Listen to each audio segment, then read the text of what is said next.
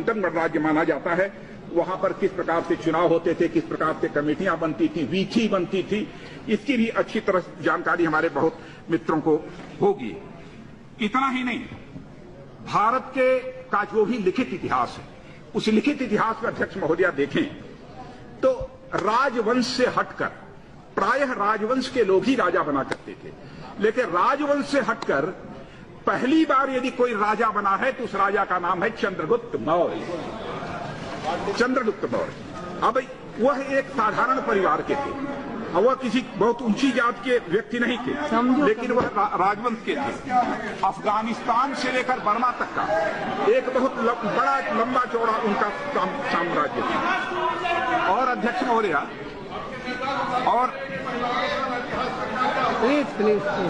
और चंद्रगुप्त राज्य ने जो सत्ता प्राप्त की थी, एक वैदिक ब्राह्मण चाणक्य के मार्गदर्शन में ही उन्होंने सत्ता प्राप्त की थी, लेकिन जो उनका राज्याभिषेक हुआ था वह जैन पद्धति से हुआ था।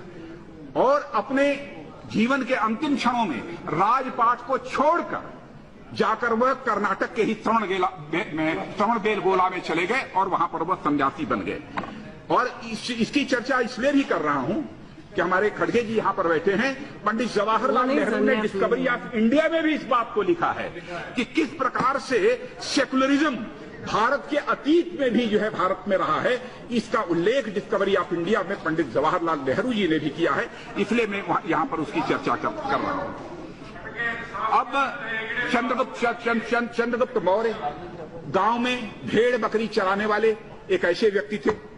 और हमारे यहां बहुत एक पुरानी, यानी भारत की सारी व्यवस्थाओं में ही लोकतंत्र यह रचा बसा हुआ था। इसीलिए चंद्रगुप्त मौर्य, जो साधारण गांव का व्यक्ति, भेड़ बकरी चराने वाला व्यक्ति, देश का राजा बन गया।